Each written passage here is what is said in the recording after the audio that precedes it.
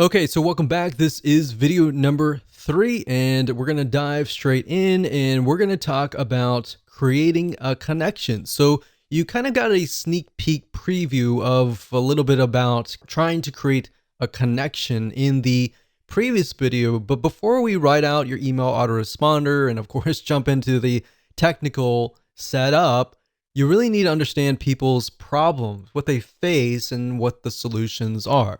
So what I'm going to do in this particular video is to help you figure that out and help you solidify what that really looks like. Because the reality is that before you can even do that, you need to do a bit of research, kind of demographic research, or in other words, what does somebody look like? What does your prospect look like? And understand what somebody's typical day looks like.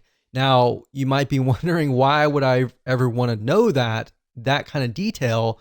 That's actually very crucial, because if you understand what happens in their day to day, you will understand their frustrations, you will understand their happiness, you'll understand their problems, and you'll understand how to create a connection with them to go beyond just, okay, you're behind the scenes, you're behind the computer kind of thing. You'll create a connection, even though you're worlds apart or countries apart. You will create a connection that will click. And that's the end goal of this particular video. That should be the end goal of your list. So my question to you is, does your prospect within your niche lean heavily towards male or towards female? Or does it equally move towards both male and female? So in other words, in order for it to lean just towards female, is if, let's say, for example, that niche is 90% female, or even 95% female, or even 75%. But even 75%, you're kind of moving towards that 50% so that it's both male and female. But if it's heavily towards males or heavily towards females, 80% above or 90% or above, then you want to jot that down.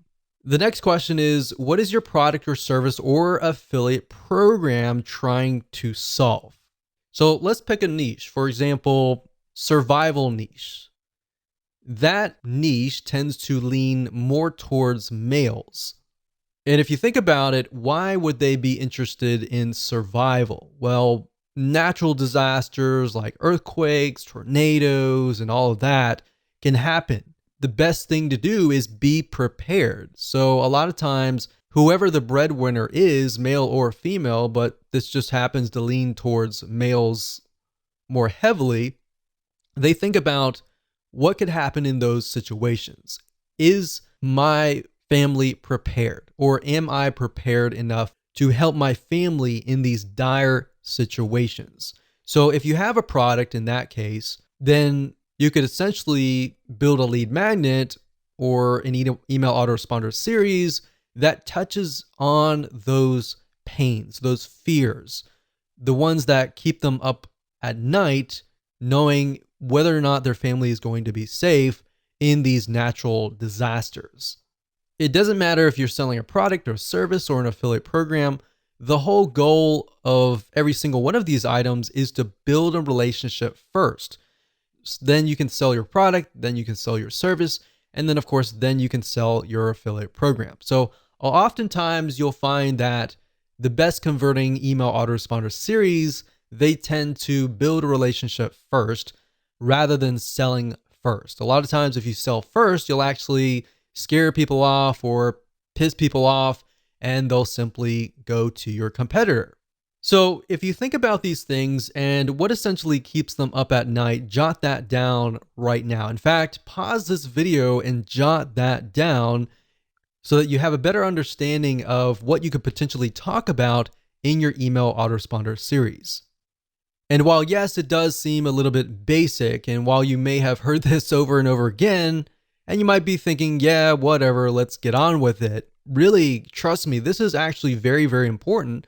And this is something that we didn't really even think about long ago when we built lists, and we couldn't figure out why the lists weren't converting, is because if you start with the problem, the pain, and move on to the solution, you have a better gauge of where people are at and how you can get them to a certain point. But if you build a list to build a list without any sort of plan, without even understanding their problems and pains and all that, you don't really know where in what stage they are at. Does that make sense? So believe it or not, this is extremely important. You need to jot these solutions down so that people feel connected to you, or else, of course, they'll leave. So with that said, let's move on to video number 4.